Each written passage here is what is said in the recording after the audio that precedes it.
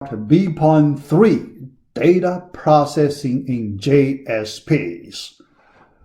In this part, we want to look at the main part, data processing part in JSP, because in order to do the business, you need to do data processing. So JSP allow us to do dynamic content. So usually the dynamic content directly related to the business content. All right, so let's look at our first question. Compile JSP file. Here I want to explain one thing that happens behind the scene. Compilation. Why here I talk about compilation? JSP is a special file, special Java file. So here, let me give you a little more background. First, I mentioned JSP is built on servlet technology, right? Built on top of the servlet technology. Actually, there is one important step. The JSP needs to be translated into a servlet. So what is translated? Later, I talk about the details. Later, when we look at the file, JSP content, I explain the translation part. All right. After the translation, it becomes a servlet. But that servlet is internal servlet. Inside some location inside the server. So usually we cannot see it. We cannot see that translated JSP in servlet form. We cannot see it. But it's there. It exists somewhere. All right. Then there is a compilation issue, right? So you have a Java servlet. You need to compile it. So the Java web server needs to do the compilation. So here, let us talk about that compilation step. All right. A JSP file is compiled by the server automatically. We do not need to do anything. So after the translation step, the translation step occurs before the compilation step. But these two steps occur automatically. All right. It is translated into a servlet file, and the servlet file then gets compiled by the server. Here, let me talk about the translation step. The details here. All right. All right. In the next half, I talk about that. All right. First, let me tell you the location. In Tomcat. So let us use Tomcat. Tomcat puts all translated compiled JSP in the directory, your Tomcat installation directory. After that, there is a work directory. Then inside the work, there is a Catalina directory. Then there is a localhost directory. Then your project folder, inside it, you can find the translated, the servlet file. It's a text file. It's a regular Java class file. But here you can see this location has a long path, right? Pretty long path. So you can see Tomcat is trying to hide it from the developers. But not in a very hard way to hide it. Hide it in some some way. hide it in some way. Yeah. That means if you do not have anything special, you should not look at it, right? You do not need to look at it, the translated JSP file.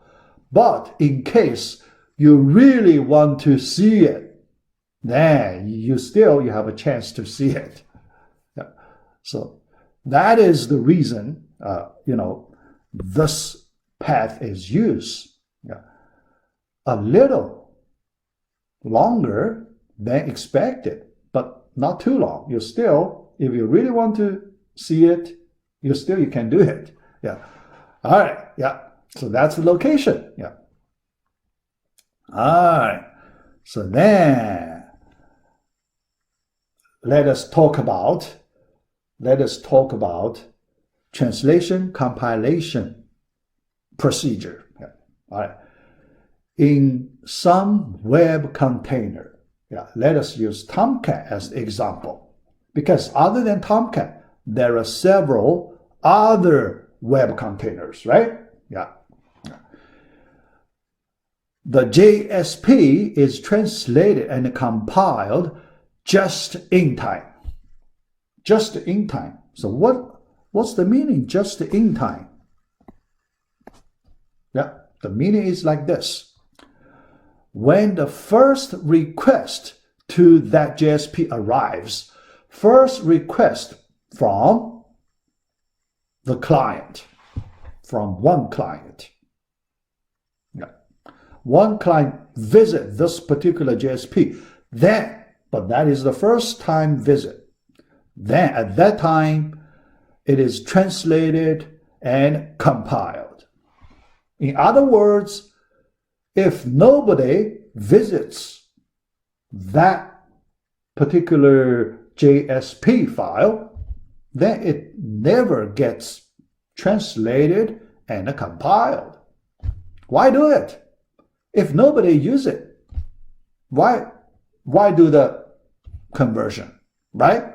Yeah, just leave there. Yeah. So just in time, that concept. All right. Based on this,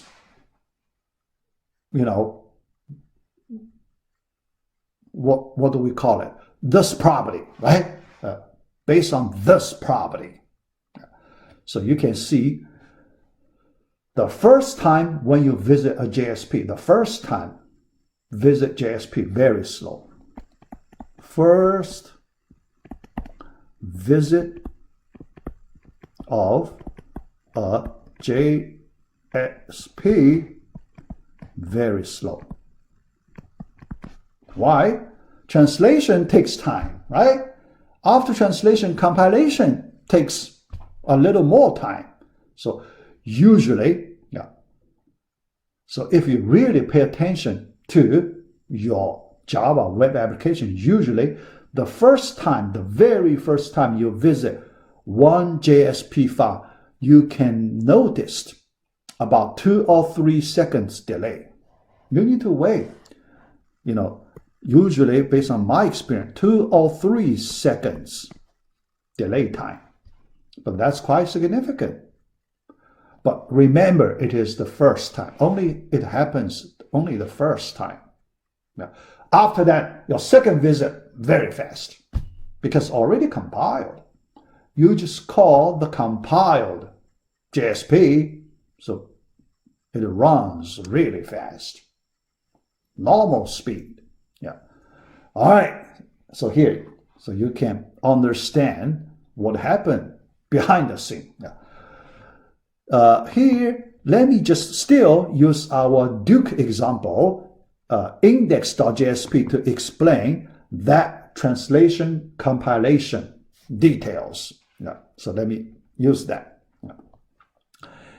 In this example, you can see there are 2 parts. Yeah. The first part, the static part, right? The second part, dynamic part. Yeah. The first part translation, pretty easy, right?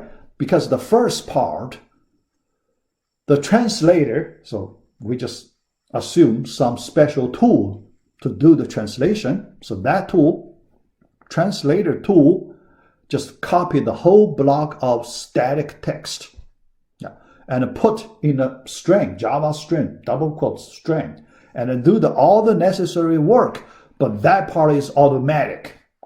So this block of static copied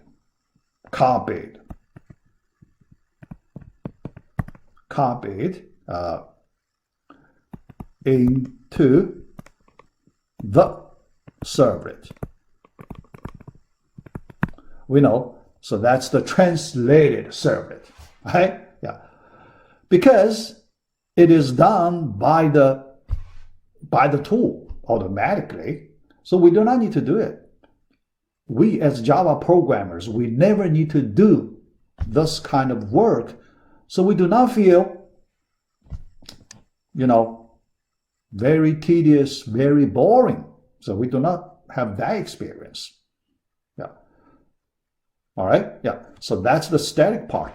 Then for the dynamic part, you can see the dynamic part just regular Java code, right? Just regular Java code. So this part can be easily moved. We can also say copied to that servlet, right? Because these Java statements, they are regular Java statements. They can be used directly in the copied Java servlet. Okay? Yeah. So after that, so then there is a normal Java servlet. So it can be compiled and it is used as a normal Java servlet. So that's the, before you use it, a lot of things that happens behind the scene. Yeah. All right. Let's go to the next slide. Here, let me still use the JSP, our Duke example, to explain a few more things. Yeah. Something I already explained in-person class, but here let me just quickly go through those basic things. Yeah. All right. First, files in the web application Duke. Yeah. So we know there are two JSP files. Yeah. So one is called index.jsp. The second is the response.jsp. From the name, what are the, how do we use them, right? How do we use them? Yeah. Index.jsp, that's the first file we call in this web application. So we call it a welcome file, right? Response, we want to use it to generate the response. All right, yeah. One image file, that Duke, so that, figure, cartoon figure, yeah, that Duke cartoon figure. So we need to include it, yeah, put in the page. And another important file we call a deployment descriptor, yeah, web.xml. Yeah. Why we use this one? In this example, we need to specify a welcome file in this configuration file. Yeah. So we also call it configuration file. Yeah, welcome file. All right. Here, this is the paragraph we do the configuration. Yeah. Because this element, so welcome -file -list, this element is generated automatically by the Eclipse IDE. Yeah, we do not type it manually, so it is generated. Yeah. But here you can see a list of possible welcome files. So we call it, because possible. The possible means here most frequently used possible welcome file names. But sometimes people may use different file name as the welcome file. Then we need to change, we need to add or change to get that welcome file name there. Yeah. Here you can see in this list, you can find our index.jsp is among them, so we are fine. If we cannot find index.jsp, then we should do some editing. We should add it somewhere in the list. Yeah. All right. So after that, then configuration. Yeah. Here I want to talk about the general JSP configuration. Okay. Yeah. So here mainly for JSP part configuration. Yeah. The general case, we do not need a configuration for JSPs. JSP, we do not need to do configuration in general, right? In general, so the general situation. Okay, yeah. Because think about, for the JSP files, we have physical files, right? You can see physical files, JSP, stored in some folder, some location in your web application. Yeah, you can find it somewhere. Yeah.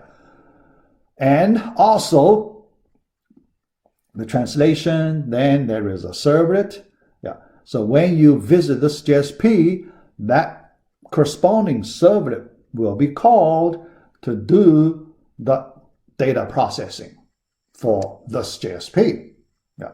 So you do not need a special configuration. When you visit your JSP, how do you visit? You use the URL of your JSP, right? So there is a path, file name, then web application name, domain name. You have a regular URL for your JSP. So the users can visit your JSP easily, directly. No configuration is needed, right?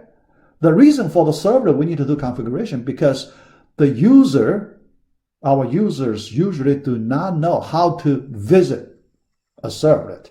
So we need to provide necessary information to the server so that our users can access the servlet. But JSP, no such issue. So why we need a configuration, right? So usually no configuration is needed. So that's something good for JSP. Yeah, simple. Yeah, but there is some special situation. Yeah, if needed, you can do the servlet-like configuration. So what do you mean if needed? In some special situation, you may need to configure a JSP like you configure a servlet. What's that? Now here, let me give you some special case. If you want to pass, here I give you a typical situation, pass some parameters to a JSP, pass some initial parameters to JSP. So what do you mean parameters, initial parameters? Yeah. Because for a web application, think about, sometimes for a servlet or JSP, is there a situation, some custom parameters may be used, right? For example, let's say text rates, right? Or some, zip code, right? Yeah. Or some telephone number, customer service, So some information probably needed for a servlet or JSP. So you may like to pass those parameters to your servlet or JSP. In that situation, you need to do the configuration. All right. So for that special situation, if I have a chance, I try to find a chance to show you that example. All right, so later we will see, we will get an idea how to use those parameters. All right. Next, let us look at the usage of JSP in Duke. First, user's interface. Index.jsp, we use it as a user's interface. How do we use it? We use an HTML form to collect user's name. So the user typed the name in the input field, right? So we need to provide that input element. All right, so here, let me copy the code here. So look at this element, input, type text, name, username. So this input field collect user's input. All right, then send to the server for data processing. We need to look at the data processing part here. No value for action attribute, which means the form is submitted to its own file. All right, so here, what's the meaning? This bullet. Look at this form.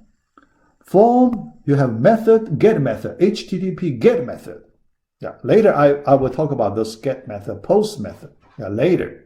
But here, you just know we use the HTTP get method. But for the form, usually there is another important attribute called action equals, let me put my JSP.jsp file. Because which file in the server you want to call to process this user's input data, right? You need to specify. Usually the file name or the servlet URL, sometimes you want to call a servlet to do the data processing. JSP or servlet, you want to call to process the data collected in this file. So you need to provide as the value of action attribute. But in this example, we do not provide it. We omit action attribute. If you omit it, then, look at that, then this form, because there is a submit button, right? Submit button. When user clicks submit button, which file to submit this form, right? If you omit action attribute, this current file is used to handle the submission. Handle the current file. The current file is this one. Own file. So we submit input data to index.jsp itself. All right, so that's the rule. Then self-processing. So JSP can process its own data. So that's self-processing, right? Retrieve user's name and display a message, right? So here, this is the retrieve user's name. Retrieve, get parameter username, right? Because parameter username. Retrieve, it call its method get parameter user's name. So then do processing. Okay, all right. So some very simple processing here. Then include content from another page. We have response.jsp. We want to include the content from our second JSP, response.jsp. Then to compose the final message. We need to compose. There are two files. The first file generates some content. All right. So the first file generates some content.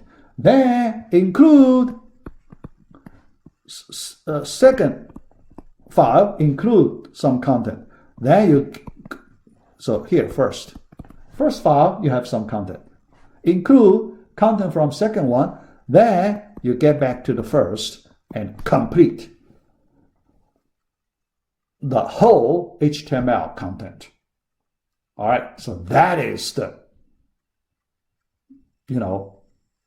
the typical way response generated. Yeah. All right, so this part is the response code, yeah, in the response.jsp. Yeah. Here, you just know this file generates some response message. That's it. Hello, that username. That's it. Yeah. But how the detail, I leave that part later. Later when we go deeper and deeper, then we study that part. All right, so now we finish the part B of module 2. Yeah.